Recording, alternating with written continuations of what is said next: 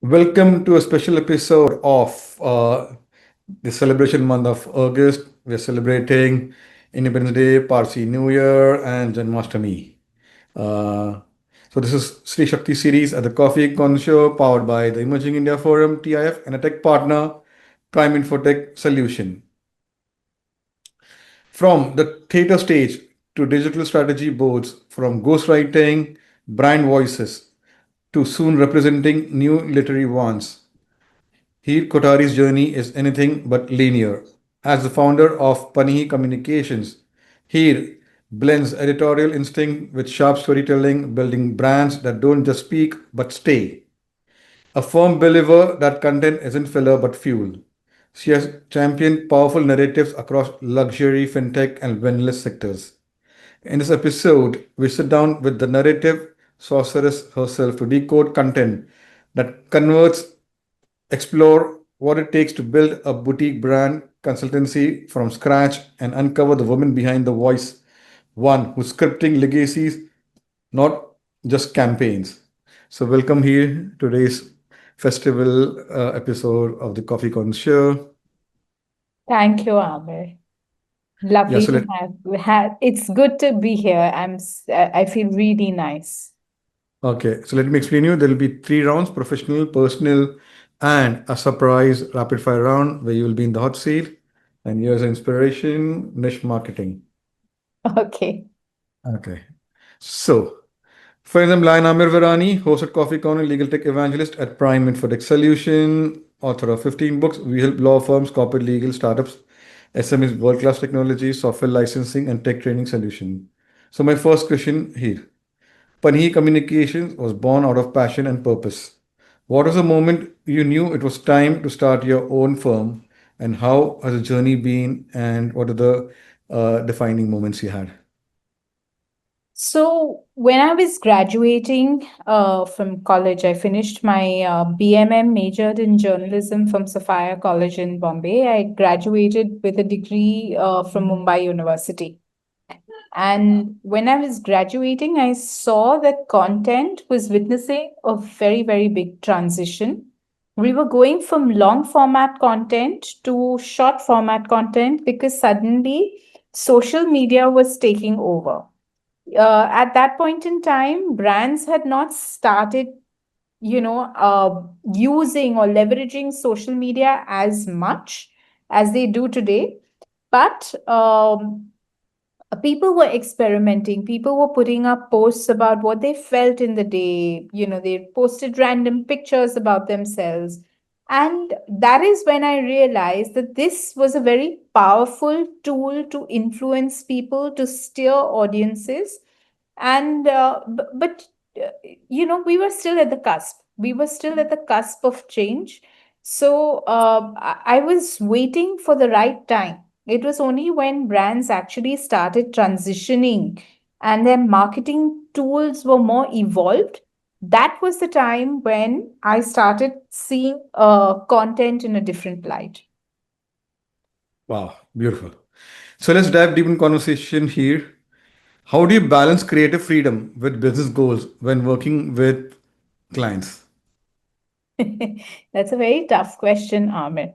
So, it's really funny when I started working with clients on a one-on-one. I was very naive because I did not have the experience of working in the corporate space. I was typically a teacher, and I did not have any experience of working in a corporate space.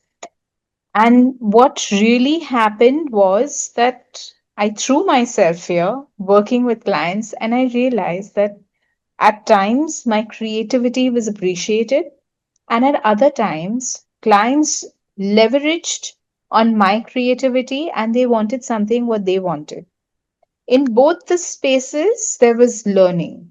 In both the spaces, there was a synthesis of ideas. So when I actually started working on a one on one, that's when I realized that it's not only about me, but it's also about them.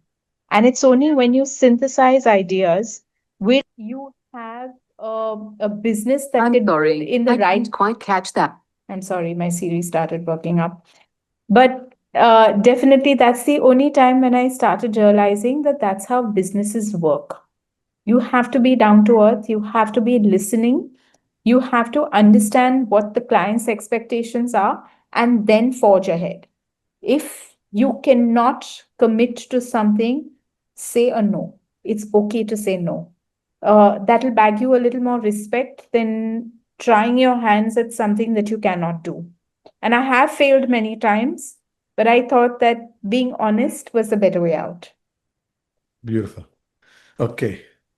So here you have worked across lifestyle, luxury, fintech, edtech.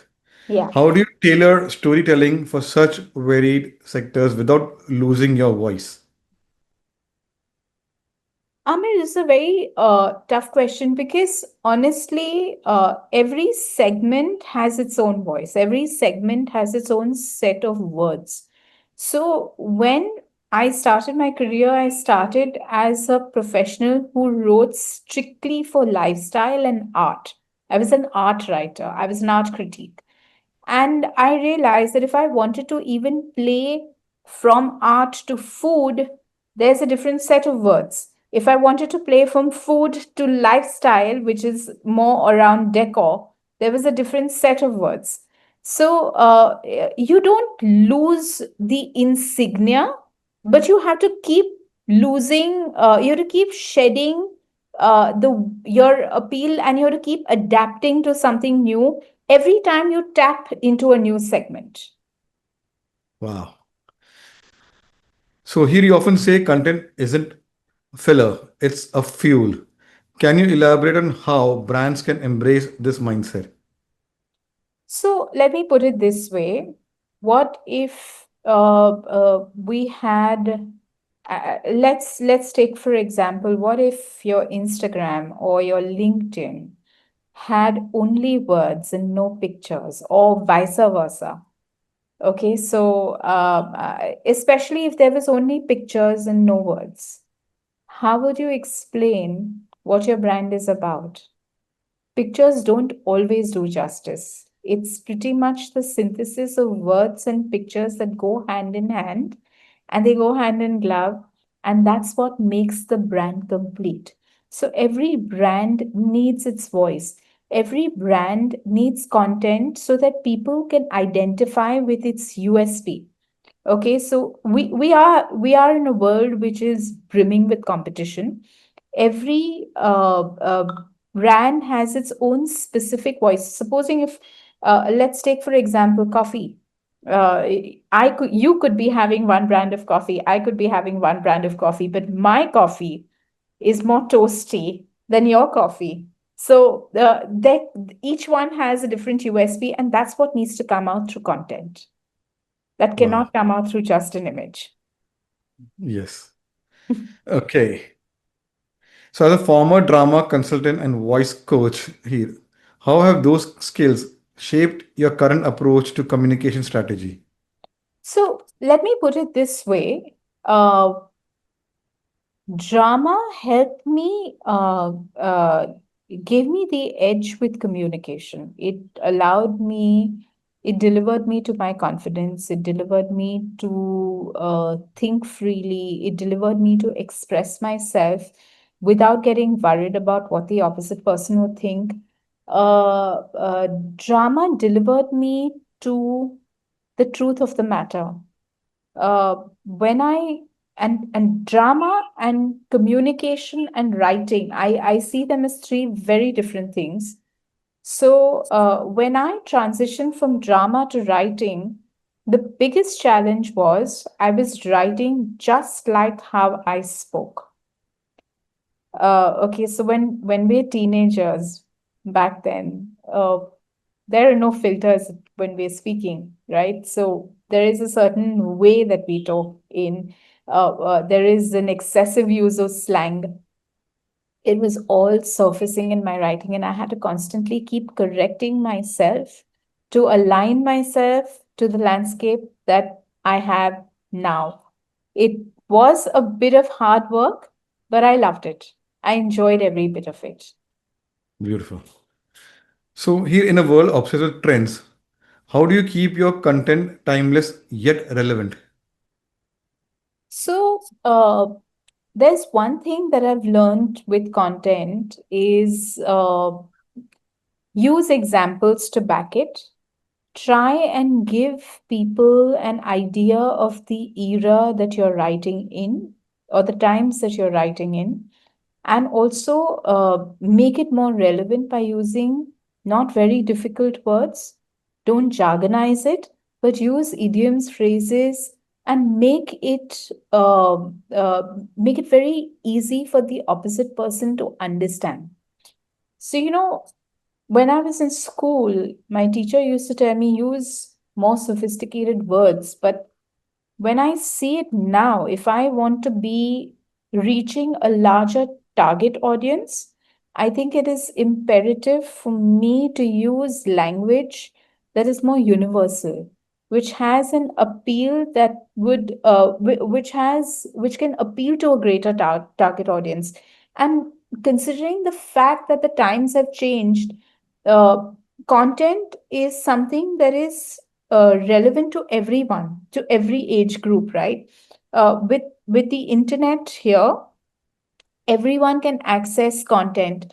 So let's make the content more timeless by making it easy, even for someone as young as a 10-year-old to understand, to someone who is way older to understand, or a very senior person to understand the content.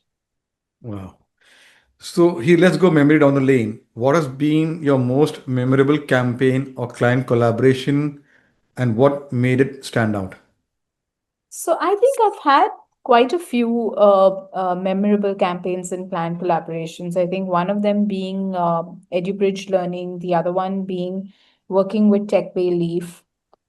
These were some of the most noteworthy collaborations. I think even as when I worked as a speech and drama consultant, I enjoyed my time there because I was seeing through nuanced aspects of communication even at that point in time.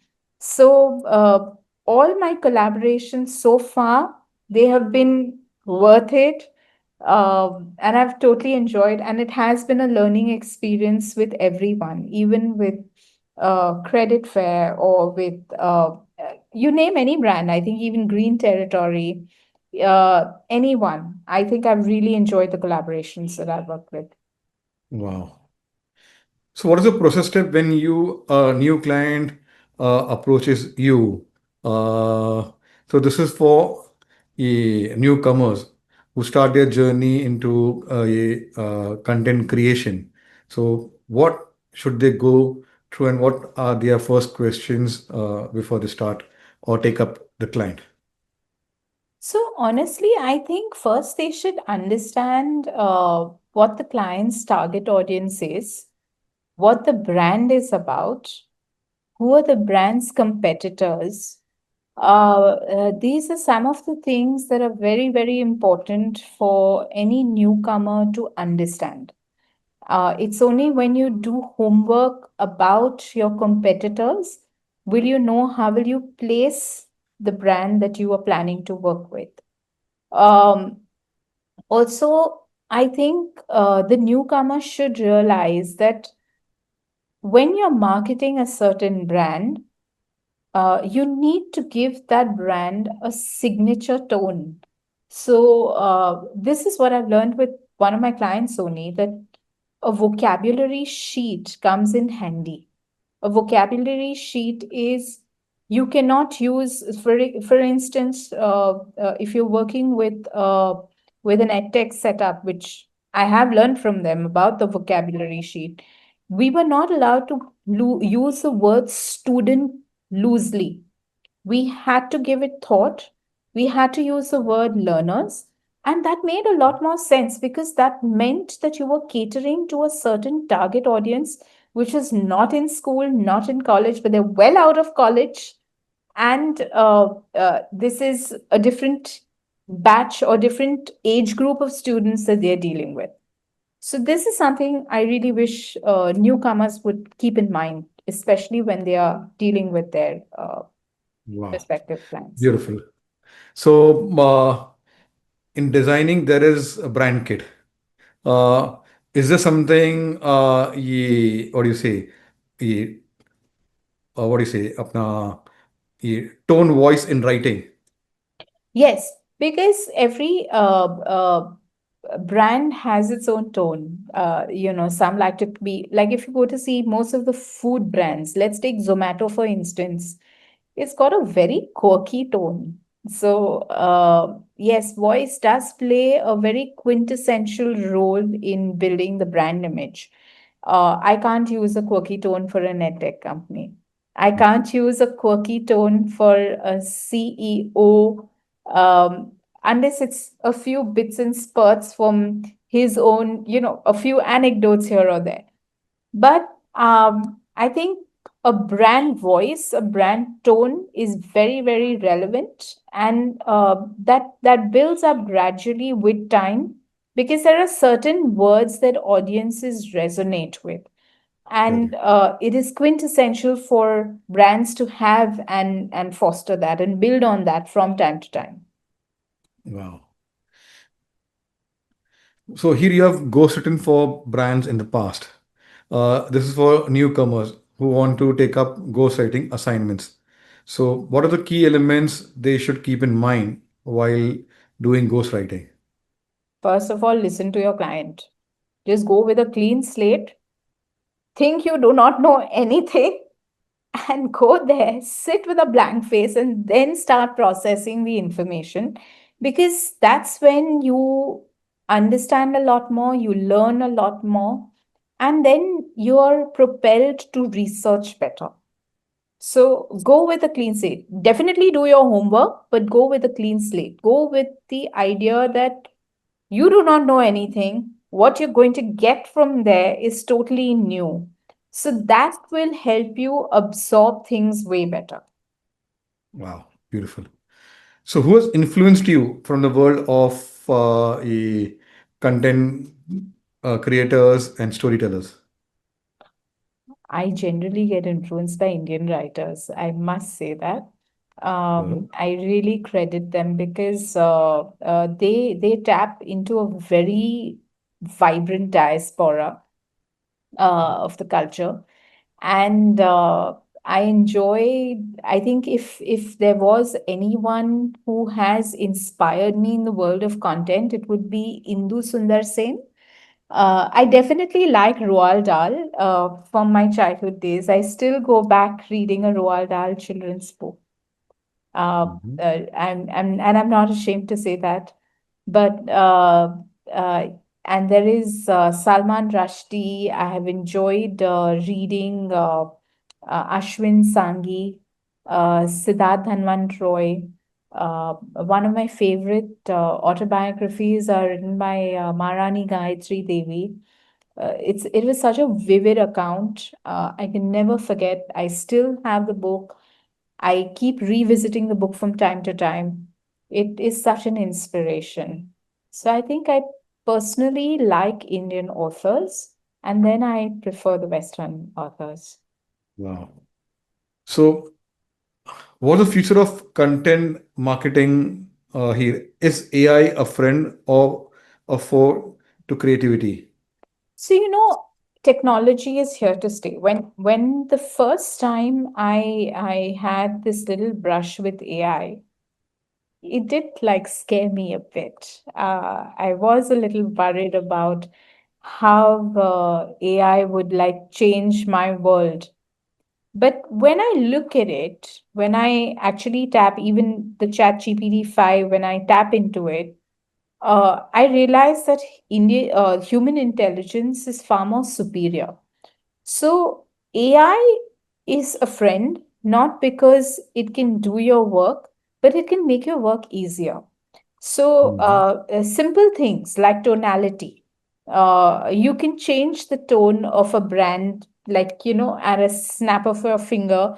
It's very easy to do it. You don't have to like keep crumpling away sheets of paper and throwing them in the bin. So, yes, AI is very, very friendly. AI will help you with a framework and give you as a writer more time to research more time to arrive at something more analytic, something more logical, and pen down something more logical creatively. So Wow. I have noticed that if you are very, very creative and you've put the right set of words on AI, there's not much AI can do to spin that around. Yes. So I have seen it, I have experienced it. Wow. Okay.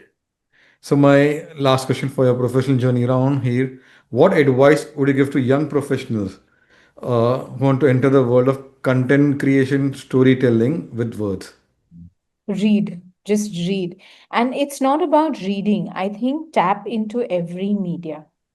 There is enough content flowing on YouTube. There's enough content flowing on your phones, on your Instagram, everywhere. There is different apps that have different types of content, and don't restrict yourself to just reading. I think you need to open yourself up to content as a whole, because ideas can come from anywhere. Ideas can also come from great ideas. Great research comes from videos. Great research comes from statistical analysis. So when you are researching, go all out. Don't just restrict yourself to one or two books. Tap into every conceivable media or every conceivable aspect that could give you complete insight on the chosen subject. Wow. So let's go to the next round and understand here as a person. Tell us about your family and your formative years. We're a family of three: mom, dad, and me.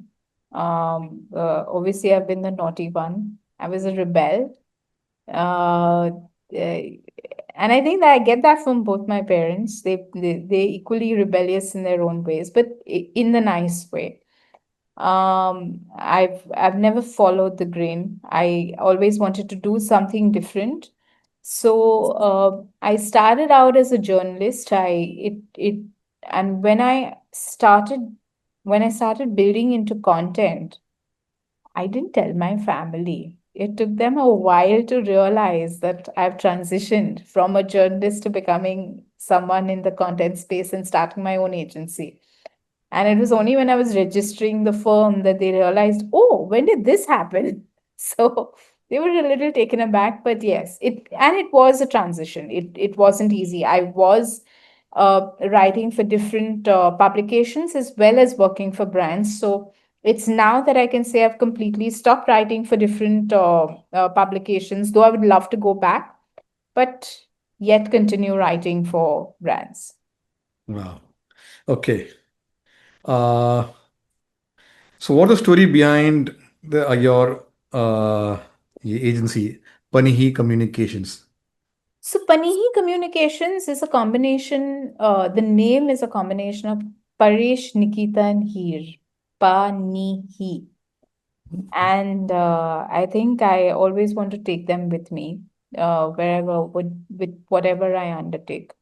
So it's Panihee. And the story behind Panihee is very simple. It I conceptualized it in 2012, but I was never ready to start till I met with a few accidents, till I made my few mistakes, till I, got backlashed from some of the clients, didn't get payments. I've had those days. I've had the days where I've also made mistakes and ditched people and said, oh, I can't do it, or probably even ditched them and not reverted back because I didn't have the guts to. But I think the journey when I actually started Panihi was, it came with a sense of responsibility that now I cannot mess around. Now I'm responsible, I'm answerable, I'm a face of a brand. There is something, if I can't do, I have to be honest about it. If there is something that I need time, I need to be honest about it. There are a few challenges that I will meet, but I will take it up. And Panihi had this transition, the Heer that was back then, and the Panihi that is now, and the Heer who's the face of Panihi today. They're two very different heers. So that is what Panihi is seen as a journey. Beautiful. So let's go to your college days. So first college. What are your memories, experience, and how did it help in shaping your career? I never wanted to take up journalism, huh, Amir? Really, I was out and out for. I really wanted to get into the advertising world, and the reasons that I gave were really hilarious. My mom thought that I was very, very good at writing. My dad thought I could write well. My friends, my teachers, my mentors thought I could write well. I didn't believe in myself. And it was only one thing, that one line that changed the entire course of my career was, we were filling our forms. I think we were 42 of us in class, and we were filling our forms for the last year. And, when you had to fill in your forms for BMM, that time we had to write an option. You want to either go in advertisement or journalism. Hmm. So, head of department was standing right next to me, and she knew I had the potential to get into journalism. They were one shot for getting into journalism, because if I didn't get into journalism, that whole wing would have to shut down. If anyone didn't get into journalism, they had a count of 14, they needed one more. So I was just about to write advertising in my last slot, and then she just said this magical thing: journalism, the portion is far less than what it is in ad. Quickly, without thought, I wrote journalism. And that's what changed everything from there on. So I think this was one very striking memory, because it pretty much defined my future. Wow. So can you recall a childhood moment that made you fall in love with stories? Every moment was a story for me. And I think mom made me start reading earlier on. So I enjoyed reading. Earlier, it was a challenge for her to make me read, to sit me down and make me read. I was quite a fuss spot. I was more into the creative color side of it. And she's like, no, you have to read. How will you, produce what you think? And that gave me the impetus to read. And when I started picking up the book, there was no looking back. I started picking up, but I was more into fiction back then. Now I'm more into business and finance and tech, and I want to tap into different other genres as well. So I think that's how my life with stories began as a child. I think, and yeah, when I was in grade 5, I was very young, but I read my very first novel. So I was pretty kicked about that. Yes. Wow, beautiful. So, okay, let's make you a tour guide and see Mumbai from the eyes of Heer. The So, places to visit and the food. I have also penned a book on Mumbai. Wow. Yeah. Oh, It's a coffee table book which is on Mumbai. It's called Mumbai, the Face of Today's India. It's okay. produced by Magnet Publishing House. Wow. So Yeah, you can autograph and give that book. most gladly. Yeah, let's hear it from yeah, Heer, the guide. What would you like to hear? You say you're the tour guide and you're taking us places to visit in Mumbai and to have yeah, food. Oh, it's a food. I thought it would be history. Let's go down the, history Whatever. lane. So, there are very interesting sites in Mumbai. If you go towards Goregaon, there is the Kanheri caves that very few know of. And though these caves are dedicated to Lord Shiva, it is these particular caves are, and the artists who work in these caves, they're the same artists who worked on the Elephanta caves, which is off the Mumbai shore. Elephanta is devoted to Shiva. The Kanheri caves is devoted to, sorry, that is my mistake. Kanheri caves are devoted to Buddhism. Hmm. But there are several forms of Buddha which have been replicated in the Elephanta caves. Okay, so Shiva has the most different forms on the panels in the Elephanta Caves, if you view it there. And I think if you are in the city of Mumbai, as a person who's visiting the city, don't miss out on both these caves, the Canary and the Elephanta. And if you're also looking at something more modern in terms of history, don't forget to look at the Rajabai Towers and the Bombay Stock Exchange, which was commenced by Premchand Roychand. And there's a very fascinating history behind the Rajabai Towers. So he started, he wanted, his mom was losing sight, and she was a devout Jain. And Jains have, they consume their meals before sunset. So she used to consume her meals at 6, anytime between 5:30 to 6:30, and she could not see because her vision was failing. So Premchand Roychand decided to build up a tower with the Rajabai clock, which would ding during the evening hours, and that's when she would realize it's time for her meals. So that's the beauty of the history of Bombay. That's good. Okay. Was it hobby or interest which helps he to unwind and recharge? I like to read. I like to, okay, as much as I'd say I like to watch TV, I don't really like to watch TV, but I like to chat, catch up with friends. I like to meet with them. I enjoy cooking a good meal. I think that's how I really enjoy unwinding and recharging. So that's me. Okay. So, what's your signature dish? My signature dish would be, the Gujarati, a typical Gujarati meal, which is tepla, batetanu shak, curry, the sweet Hmm. curry, and a farsan to go with it. Uh, okay, lovely. Okay. I'm a, I'm a You foodie must by come the over. I'll make you the signature dish. uh, thank you. Yes, we'll plan. Okay. If your friend had to describe you in 3 words, what would it be? I usually would leave that up to my friends, but some of them think that there's one very striking one. Some of my friends think I'm very hilarious. I'm a cartoon. Uh, so they think that I'm very entertaining. Some of them think that I have insight, which I don't know if I really do, but I'm able to help people when they need that help. And I don't know the third. I think that's for you to decide. So we'll have to start this call your friend like ABC. Yeah, but yeah, a lot of them think I'm very blunt. I don't have filters. I'm not afraid of voicing myself. So yes, Mhm. they do think that I'm very blunt. They think Wow. that he has no filters.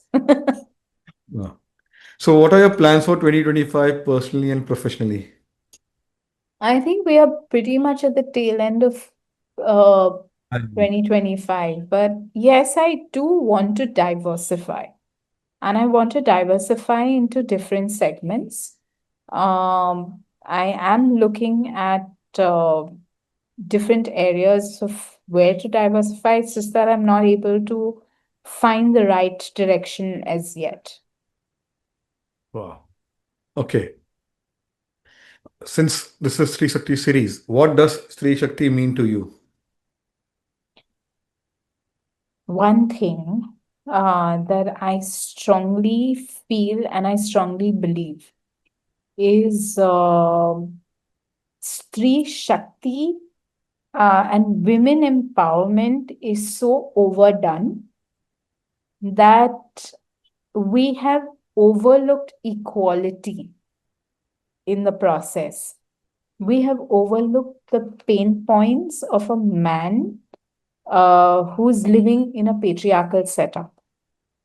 We have overlooked I we have overlooked a lot of things, but we have also overcome several roadblocks. Wow. So, Stree Shakti, yes, women have overcome a lot of things, but in the process of overcoming, what I really feel they should realize is that they should keep up with the equality factor as well. They should understand men also, and believe that they're human beings and they do have problems. Women should show a little more empathy uh, on the equal ground. Wow, beautiful.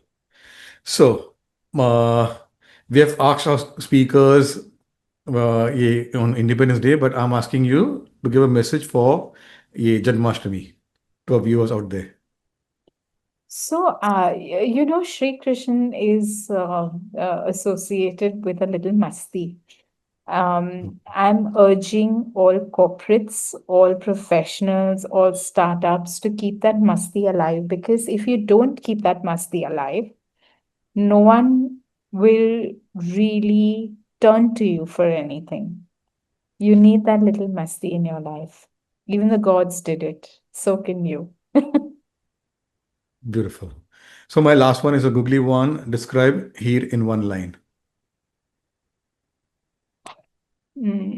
I would say I'm very I'm blunt, and I'm blunt with insight. Beautiful. So, let's put you in the hot seat, the rapid fire round. Words or visuals? Words. Writing at dawn or burning in midnight oil?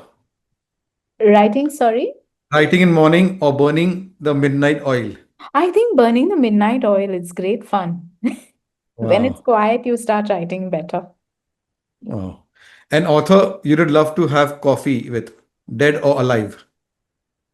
Roald Dahl and Ashwin Sanghi. Most overused word in content today. Landscape. One thing that instantly sparks your creativity. Um, it could be anything around me. Anything around me. But mostly it's a riot of colors.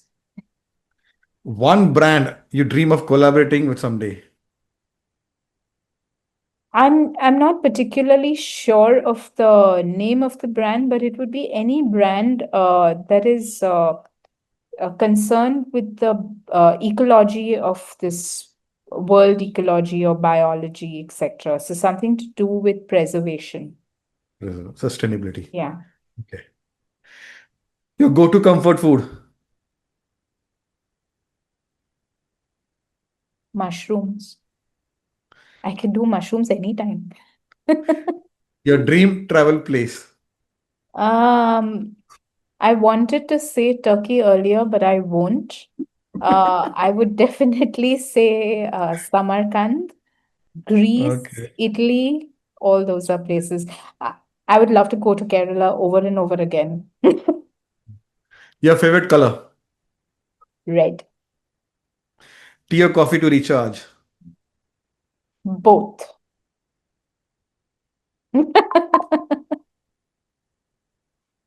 So you did well, and here's a gift here, Oh, which will be thank you. autographed and sent to you. Sure. Okay.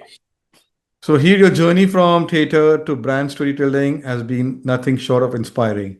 You have not just mastered the art of words, you have made them move, influence, and endure. From ghostwriting for brands to shaping your own literary legacy, you embody the spirit of Stree Shakti in every sense.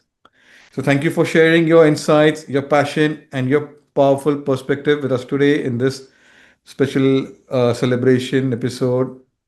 You have shown us that content isn't just a career, it's a calling and storytelling. When done right, can truly become a force that builds, heals, and inspires. To our viewers out there, this episode reminds us that behind every strong brand is a stronger voice and often a woman with a vision. So don't forget to subscribe to the Coffee Conversation Show on YouTube, where there are 500 plus speakers sharing their powerful conversations. So until next time, keep sipping, keep learning, and keep storytelling. So thank you here. We meet Thank in person you. and continue the conversation. Thank you. Thank you. Cheers.